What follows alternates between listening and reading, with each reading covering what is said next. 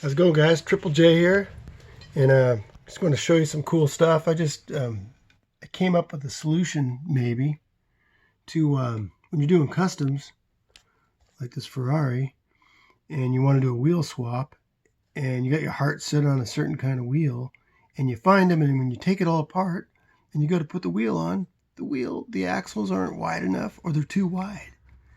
And you don't want the wheels flopping around because they'll rub in the fender wells and you get all kinds of problems. So anyway, I came up with this way of maybe solving it. Actually, it wasn't even my idea. I did a search on the internet and I found something. Okay, what I found, it's this brass tubing. Okay, I don't know if you can see what it is, but it's 1/16 by 0.014. That's in old English measuring technique, and in metric it's at 1.57 millimeters. Okay.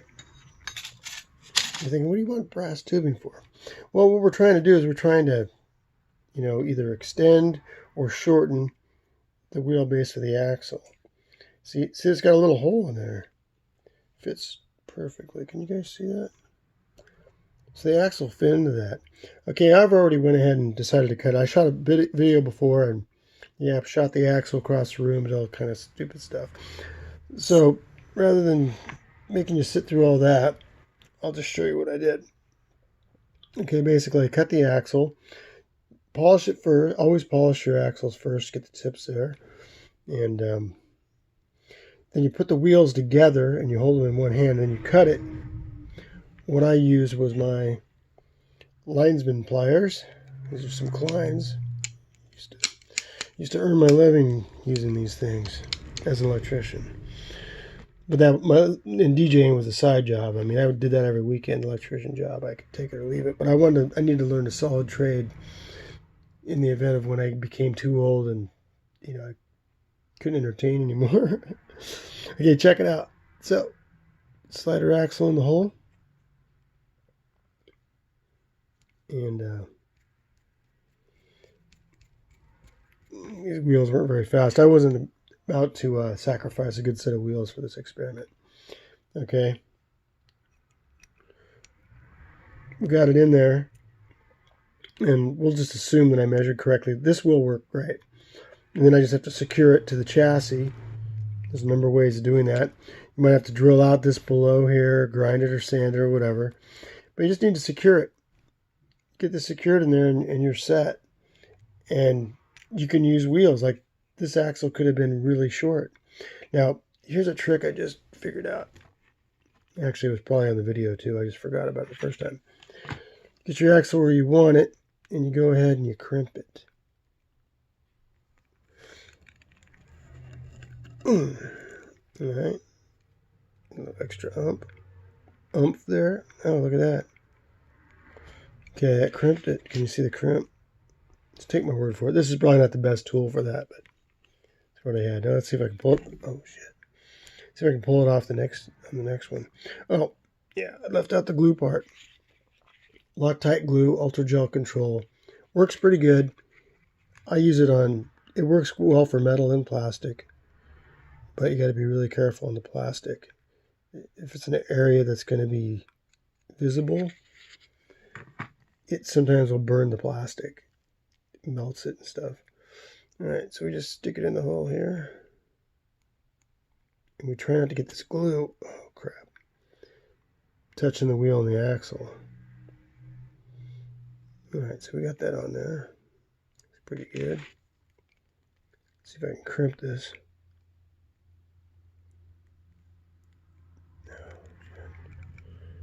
Ah! Alright.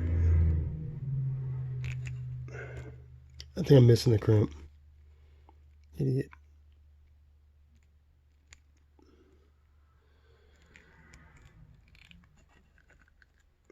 Probably using way more force than necessary. Okay.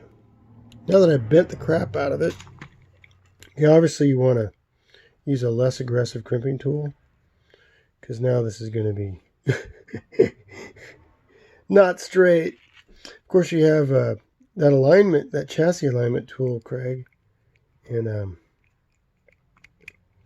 you could get this perfect.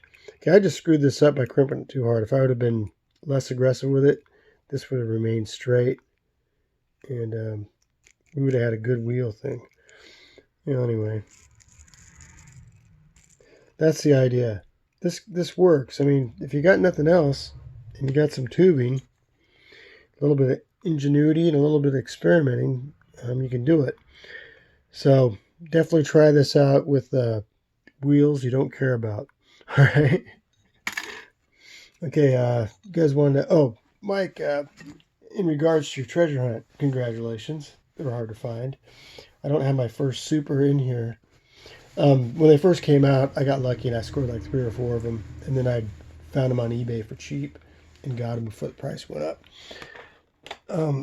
But in the world of Johnny Lightning, okay, there's these. This is called the First Shot Limited Edition, 1 of 5,000. These are more rare than treasure hunts. Okay, I found today a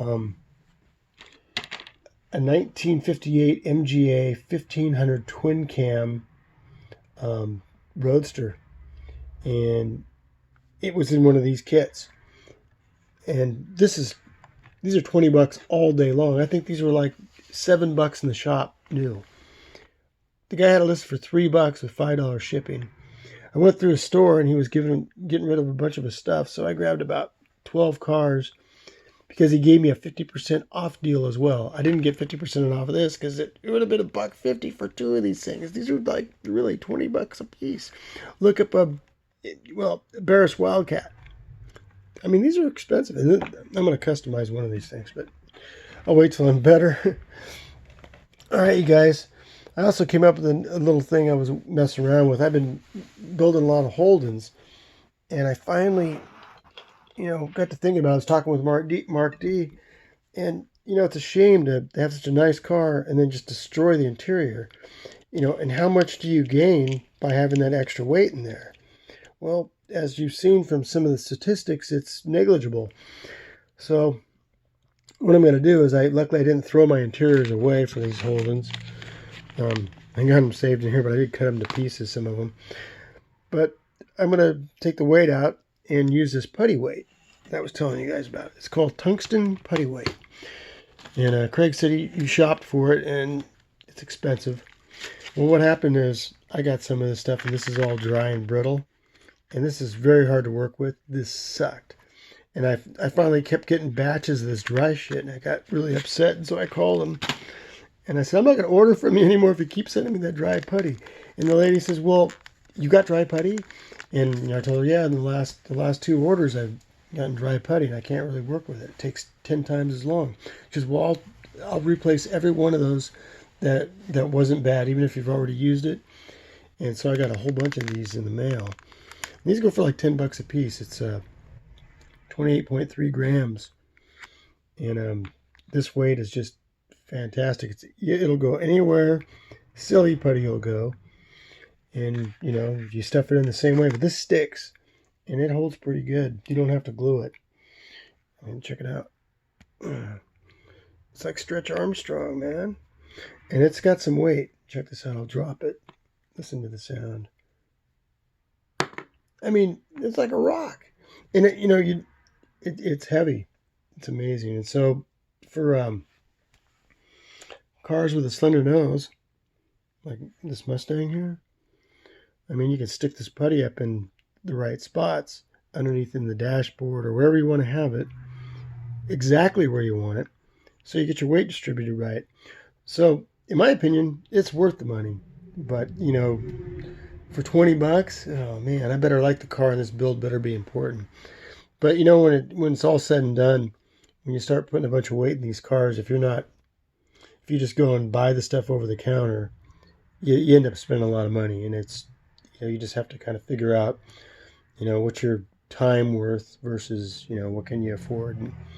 And so sometimes I'm pounding fishing weights into submission with a hammer to get them to fit. Or, I've luckily found this stuff online. It's a little expensive, but it makes my life a lot easier, and I can make a lot more. I can make a bunch of customs in a day. I think I've done I don't know. I mean, I was working on some easy ones, but they were just wheel swaps, and you know, you can bust them out. But when you got these weights, man, they just snap off. You got to use a pair of pliers like these with a square nose, and just crimp them down. They separate, and you can use this putty weight to hold them down into place. So, like, you put the putty weight down the chassis, and spread it out where you want it. And then you can take one of these weights, and you can find one that's just exactly the right size and lay it down in there, and you smush it down real good.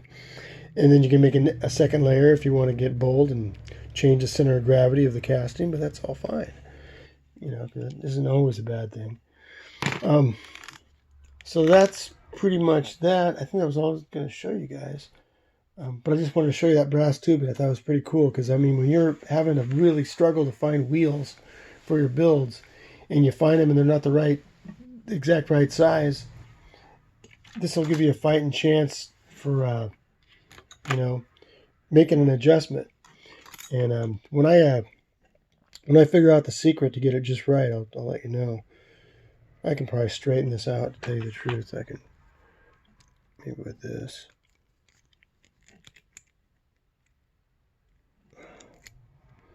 Maybe. But you get and brass is soft. It's pretty easy to work with. It's not as easy as copper, but you know, it's a little off. But yeah, glue on this wheel. Don't get glue on your wheels.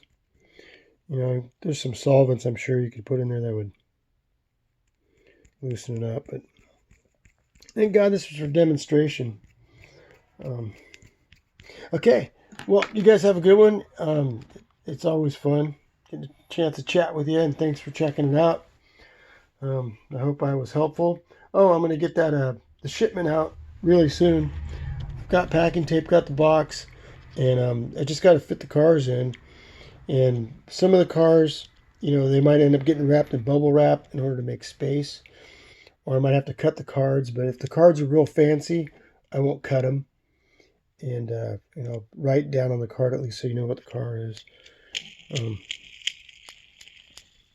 So we can get that box out, you know, within the next few days. I've been wanting to get it out, but anyway, enough rambling and babbling. So you guys take it easy, and trips out, and I'll see you at the track. All right, you guys have a good one, and happy constructing. And remember, don't do everything as I do, because you might be able to do it a little bit better. And when you do find out a better way, please tell me. Oh, this is what I use to cut the tubing. Forgot to tell you that. Dremel tool, diamond cut wheel. Pretty cool. All right. Cheers, mates.